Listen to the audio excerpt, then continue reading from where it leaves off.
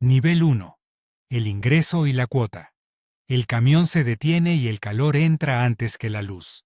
No el calor del sol. El calor de 400 cuerpos en un espacio diseñado para la mitad.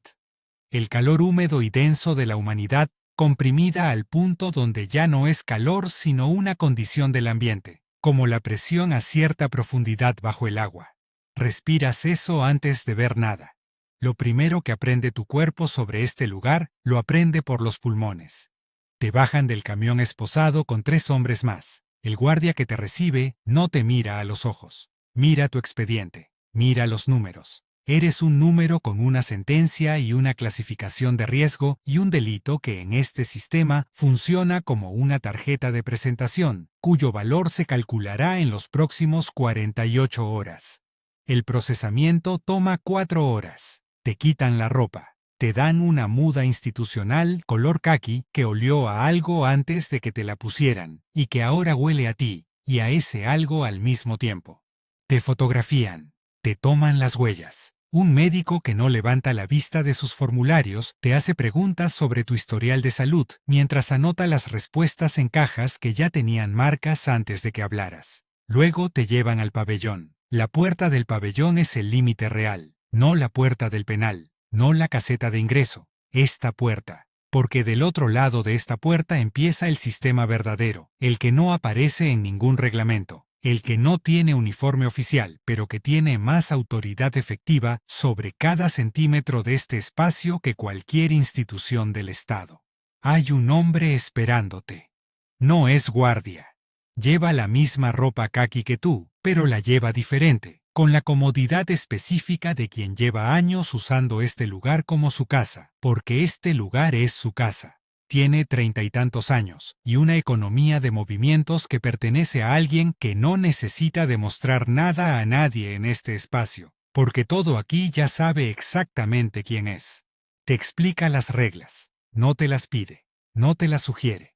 Te las explica con la misma neutralidad con que alguien explica el funcionamiento de un electrodoméstico. Aquí hay cuotas. La cuota de ingreso te da derecho a no ser golpeado en las primeras 24 horas mientras te orientas. La cuota de lugar te da derecho a 1 metro cuadrado de suelo donde poner tu colchoneta. La cuota de agua te da acceso al grifo de la segunda fila durante los horarios de distribución. Hay cuota por el baño. Hay cuota por dormir con las 2 piernas extendidas. Hay cuota por no tener que dormir junto a la pared del fondo, que en verano alcanza 42 grados, y que en invierno suda una humedad que impregna la ropa y no sale. Le preguntas cuánto, te dice una cifra. No tienes esa cifra. Se lo dices. Él te mira durante un momento que dura exactamente lo que necesita durar para que entiendas la geometría de tu situación. Te dice que puedes conseguirla, que casi todo el mundo puede conseguirla, que la familia puede depositar, que si no tienes familia que deposite, hay trabajo disponible. El trabajo tiene su propia economía y su propia jerarquía y su propio costo. Y el costo de no tener dinero en este lugar siempre se paga de otra manera, pero siempre se paga.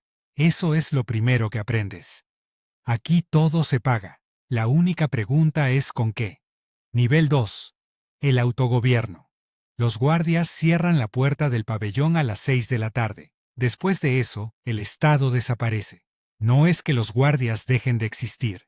Existen. Están en sus torres, en sus garitas, en sus puestos con sus uniformes y sus registros. Pero, dentro de los pabellones, dentro del espacio donde vives, come, duermes y sobrevives, la institución que tiene autoridad efectiva no es ninguna que México reconozca en ningún documento oficial. El autogobierno no es un fenómeno reciente. No es el resultado de una crisis puntual o de una falla administrativa que alguien podría corregir con suficiente voluntad política. Es una arquitectura que lleva décadas construyéndose, capa sobre capa, adaptándose, encontrando el espacio entre lo que el sistema formal puede controlar y lo que no puede o no quiere controlar. Es un Estado paralelo con su propia constitución, sus propios jueces, sus propios mecanismos de recaudación y sus propios métodos de aplicación de la ley. La estructura es clara una vez que aprendes a verla. En la cima está el patrón del pabellón. No lo llaman así en voz alta. Tiene un nombre, tiene un apodo, tiene una historia. Lo que tienes que entender es que su autoridad no viene de ningún nombramiento institucional, sino de una combinación de afiliación, violencia histórica, conexiones externas, y la simple mecánica de que lleva más tiempo que nadie en este espacio. Y ese tiempo le ha dado el conocimiento y las relaciones, y la reputación que hacen que el costo de desafiarlo sea más alto de lo que casi nadie puede pagar. Por debajo de él, hay una estructura de mando que refleja, con variaciones locales, la estructura del cártel que controla el penal. No todos los penales son del mismo cártel. Algunos son del cártel del Golfo. Algunos son de Sinaloa. Algunos son territorio en disputa donde la jerarquía interna refleja la guerra externa con una precisión que haría que cualquier analista de conflictos reconociera el patrón. Cuando hay un cambio de poder en el exterior, hay consecuencias internas. Cuando hay una ruptura en el cártel, hay sangre en el pabellón. El interior y el exterior no son mundos separados. Son el mismo mundo con muros. ¿Entiendes esto en tu segunda semana? Hay una mañana donde la dinámica del espacio cambia antes de que puedas articular exactamente qué cambió.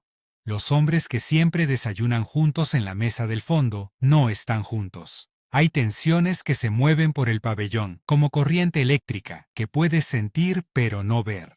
Esa tarde, en el patio, hay un episodio de violencia que termina en 2 minutos, y que deja un resultado que los guardias registran con un lenguaje que no describe lo que ocurrió, sino el hecho de que ocurrió.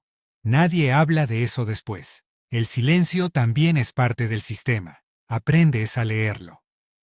Nivel 3. La economía interior.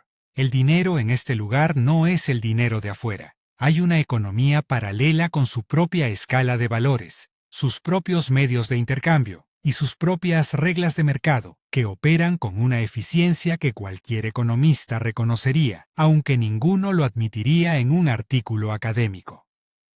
Los depósitos que hace tu familia se convierten en crédito dentro del sistema. Con ese crédito puedes comprar en las tiendas informales, que operan al interior del pabellón, con un surtido que incluye cosas que no deberían estar aquí, y que están aquí, porque el guardia que las introdujo tiene también su cuota en la cadena. Puedes comprar comida que no sea el rancho institucional, que es proteína animal de clasificación no especificada, servida con una cantidad de sal que funciona como mecanismo de control del gusto en lugar de saborizante. Puedes comprar un teléfono celular por el que pagas 50 veces lo que costaría afuera. Puedes comprar información. Puedes comprar protección por tiempo limitado, bajo términos que se renegocian con una frecuencia que maximiza el ingreso del proveedor. El teléfono es la arteria del sistema. Con teléfono mantienes contacto con tu familia y puedes recibir el dinero que alimenta tu capacidad de pagar las cuotas que determinan la calidad de tu existencia aquí. Pero el teléfono es también el medio por el que los patrones de los pabellones mantienen operaciones afuera. Coordinas extorsiones, manejas redes, das instrucciones a personas libres sobre acciones que ocurren en ciudades que están a horas de estos muros. La paradoja no se les escapa a quienes la observan. El Estado encarcela a los operadores del crimen organizado en instalaciones, desde las cuales pueden seguir operando con mayor o menor fluidez, dependiendo del nivel de custodia y de qué tan bien funciona la economía de la corrupción interna. Lo aprendes cuando te ofrecen trabajo. El trabajo es simple en su descripción. Llevas mensajes, no por escrito, en la cabeza, de un pabellón a otro durante los periodos de traslado autorizado, en los momentos de contacto que el sistema formal permite y que el sistema informal aprovecha con una creatividad que acumula décadas de perfeccionamiento. Dices que sí porque la alternativa es no pagar la cuota. Y no pagar la cuota tiene consecuencias que ya has visto con suficiente claridad como para hacer el cálculo sin necesidad de mucha deliberación. Empiezas a trabajar. En el momento en que empiezas a trabajar, dejas de ser simplemente alguien que está aquí cumpliendo una sentencia. Pasas a ser parte del sistema. Esa transición es irreversible de maneras que todavía no comprendes completamente, pero que empiezas a intuir. Nivel 4. La jerarquía del sufrimiento. En este lugar hay una taxonomía del dolor que determina quién lo recibe y en qué medida. En la base de la jerarquía está el chivo. El hombre sin afiliación, sin dinero, sin nadie que responda por él. El hombre que llegó solo y que no tiene conexiones que lo ubiquen en ningún lugar dentro de la estructura. El chivo absorbe la violencia que el sistema necesita procesar de alguna manera. Le asignan el peor lugar para dormir, le dan las peores tareas. Cuando hay tensión acumulada que necesita salida, la salida pasa por él con más frecuencia que por cualquier otro. No te conviertes en chivo porque llegaste con algo, no mucho, pero algo. Un tío que conoce a alguien que conoce a alguien que tiene una afiliación que tiene peso aquí. Eso fue suficiente para que el hombre que te recibió en la puerta del pabellón, tu primer día, te hiciera la explicación de las cuotas en lugar de simplemente cobrarte la primera en especie. Eso es todo lo que fue. Una conversación en lugar de algo peor. En este lugar, una conversación en lugar de algo peor es una forma de buena fortuna que merece reconocimiento. Con el tiempo aprendes las categorías. Están los que tienen afiliación directa con el cártel que controla el pabellón. Ellos tienen una protección proporcional a qué tan arriba están en esa estructura. Están los que tienen afiliación indirecta, como tú, que pagan cuota pero no son blancos de oportunidad. Están los que no tienen afiliación pero tienen dinero, que compran una especie de neutralidad negociada que funciona mientras el dinero fluye. Están los que no tienen afiliación ni dinero, pero tienen una habilidad específica. El cocinero, el sastre, el hombre que sabe leer y escribir bien, y que redacta cartas y peticiones legales, que se sostienen por su utilidad. Y luego están los que no tienen nada de lo anterior. Aprendes a no mirar demasiado a los de la última categoría. No porque no te importe, sino porque mirarlo demasiado sirve de poco y te cuesta la distancia emocional que necesitas para funcionar aquí. Eso también lo aprendes. La distancia emocional no es crueldad. Es una herramienta de supervivencia, igual que cualquier otra. Nivel 5. El soldado del cártel. A los 4 meses te hacen una propuesta más directa. No la hace el hombre de la puerta. La hace alguien con más jerarquía que el hombre de la puerta, lo cual es suficiente comunicación en sí mismo sobre cómo estás siendo evaluado. Es una propuesta de incorporación formal, no en esos términos. En términos más concretos, hay un trabajo con responsabilidades específicas, hay una compensación específica, y hay una posición en la estructura que tiene beneficios materiales inmediatos y visibles. Los beneficios materiales son reales. Un lugar para dormir que no es el suelo.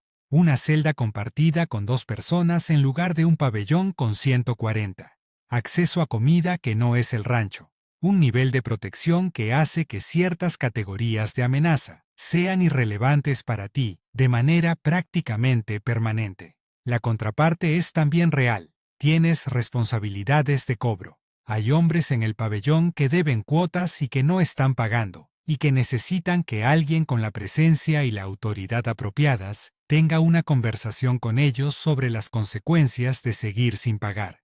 Esas conversaciones tienen una gramática específica. Tienen una progresión. La primera es solo palabras. La segunda incluye algo que ya no son solo palabras. La tercera resuelve el problema de una manera que no deja lugar a ambigüedad sobre qué ocurrirá si el problema regresa. Participas en esa gramática. Esto es lo que la primera semana se siente como traición a algo que no puedes nombrar completamente, porque nómbralo requeriría admitir qué era antes de llegar aquí, y quién eras antes, y qué valor tenías antes, sobre ciertas cosas que ahora están siendo negociadas de manera diferente, bajo esta presión específica en este lugar específico. Para la segunda semana ya no se siente así. Para la segunda semana se siente como el trabajo que tienes, y que te permite existir aquí en condiciones que son diferentes a las condiciones de los que no tienen el trabajo. Eso también lo aprendes sobre este lugar. La adaptación ocurre más rápido de lo que esperabas. El cuerpo y la mente encuentran una nueva homeostasis dentro del nuevo conjunto de parámetros, con una eficiencia que es admirable si no piensas demasiado en qué exactamente se está adaptando a qué. Nivel 6. Los muros que escuchan. Aquí no hay privacidad en ningún sentido que la palabra tenga afuera. No hay un espacio que sea solo tuyo. No hay un momento en el que no estés siendo observado por alguien, y alguien está siendo observado por alguien más. Y toda esa información fluye constantemente a través de una red de relaciones y lealtades y deudas y resentimientos que tiene una complejidad que solo comprendes parcialmente, aunque llevas meses dentro de ella. Lo que dices importa. Lo que no dices importa más. Hay hombres en este pabellón cuyo trabajo es escuchar, no de manera obvia, con la discreción de quien lleva años perfeccionando la capacidad de estar presente en un espacio sin que la calidad de su presencia llame atención. Procesan lo que escuchan y lo que no escuchan, y construyen un mapa constante de las lealtades y las tensiones, y los problemas emergentes, y esa información sube por la cadena y alimenta las decisiones de quien está arriba. Aprendes esto cuando alguien que pensabas que era un aliado resulta ser parte de esa red, no de manera dramática. En este lugar las revelaciones sobre en quién puedes confiar, raramente, son dramáticas porque la dramaturgia es un lujo que la economía de la supervivencia aquí no puede permitirse. Lo aprendes de manera lateral, a través de una conversación que tienes con el hombre de la puerta, donde él sabe algo que tú solo dijiste en voz baja en una conversación que considerabas privada. No hay conversaciones privadas aquí. Lo inscribes en el inventario de cosas que sabes y que determinan cómo te mueves, lo cual en este lugar significa literalmente cómo mueves el cuerpo en el espacio, y con quién y en qué dirección y con qué nivel de audibilidad dices qué palabras. Tu familia te llama desde afuera. La conversación tiene capas. Hay lo que dicen y hay lo que no pueden decir porque la línea está siendo escuchada, lo cual todos saben y todos aceptan como condición de la comunicación. Tu madre te pregunta cómo estás y tú le dices que bien porque el inventario de lo que realmente implica la respuesta honesta a esa pregunta es demasiado extenso y demasiado específico para los 15 minutos que tienes, y para la audiencia que tiene esta llamada. Le dices que estás bien. Ella lo sabe y no lo sabe al mismo tiempo. Eso también forma parte del costo que este lugar cobra. Y no lo cobra solo a ti. Nivel 7. El patrón del pabellón. Hay una mañana donde el hombre que controla tu pabellón no aparece. No desaparece dramáticamente. Simplemente no está en su lugar habitual a la hora habitual, lo cual en un sistema donde los patrones de comportamiento son información constante, constituye una señal que todos procesan simultáneamente, aunque nadie la verbaliza. El espacio que deja es real antes de que nadie lo ocupe. En la siguiente semana ves cómo se negocia ese espacio, no en una sola conversación, en docenas de interacciones pequeñas que son en realidad una sola negociación distribuida en el tiempo y en el espacio, donde distintos hombres con distintos niveles de afiliación y de historial y de deuda acumulada están posicionándose dentro de una nueva configuración, cuya forma final todavía no está determinada. Tú tienes una posición en esa negociación, aunque no la iniciaste. La tienes porque llevas meses haciendo el trabajo, y el trabajo te ha dado visibilidad, y la visibilidad te ha dado una historia que alguien puede leer, y un valor que alguien puede calcular. El hombre que eventualmente ocupa el lugar vacante te habla en privado la primera semana de su consolidación.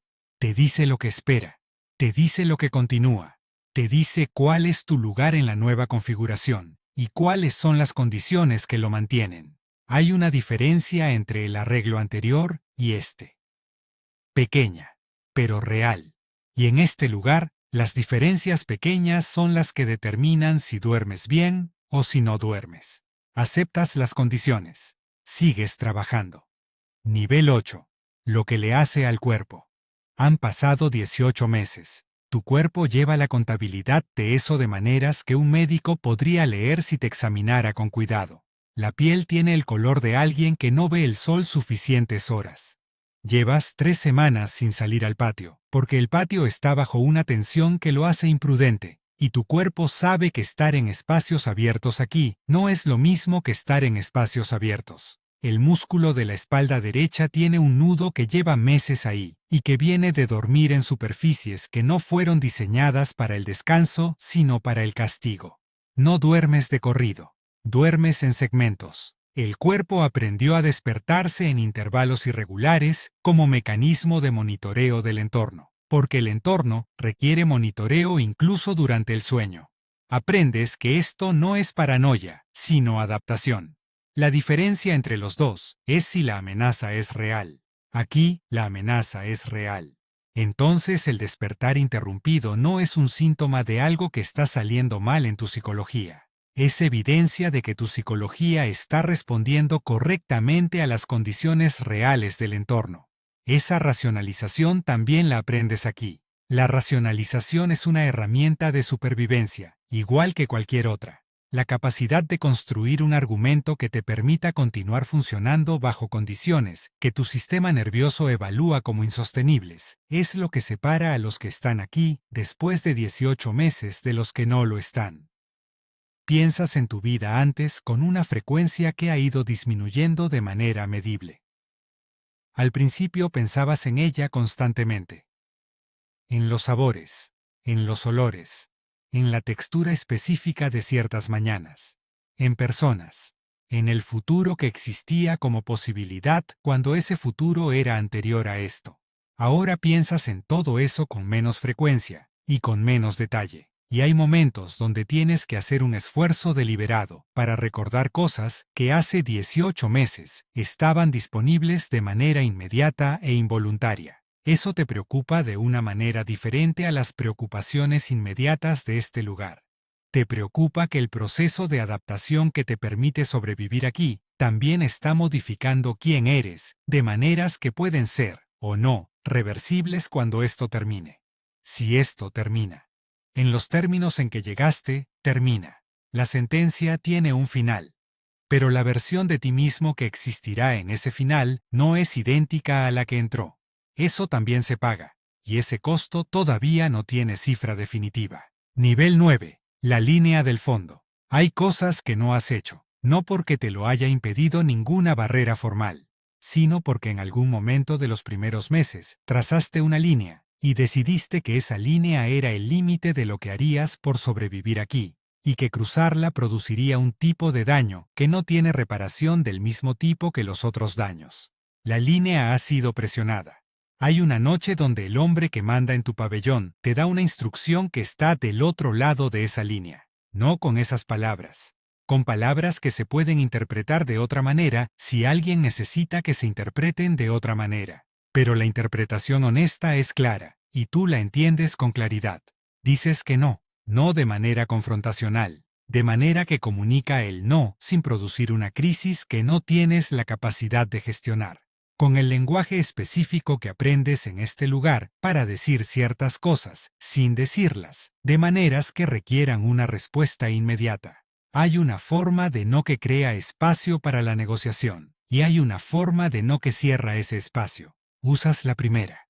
El resultado es que hay algo que haces en lugar de lo que no harás, y ese algo está del lado correcto de la línea, aunque está cerca del borde, y aunque el borde es más difuso de lo que era cuando la trazaste originalmente. Monitoreas eso. La línea se puede mover de maneras que no percibes si no la monitoreas activamente. Se puede mover milímetro a milímetro durante meses, hasta que estás del otro lado sin haber tomado ninguna decisión que sintieras como una traición en el momento de tomarla. Monitoreas dónde está la línea con la misma atención con que monitoreas todo lo demás aquí. Eso es lo más importante que haces en este lugar. Todo lo demás es supervivencia. Esto es el intento de sobrevivir de una manera que deje algo recuperable cuando esto termine. Nivel 10. La salida que no existe. Tu sentencia tiene una fecha de término. En el papel, en el sistema formal, en los documentos que tu abogado tiene, y que tu familia tiene, y que el sistema penitenciario tiene en algún archivo que gestiona la temporalidad de tu presencia aquí.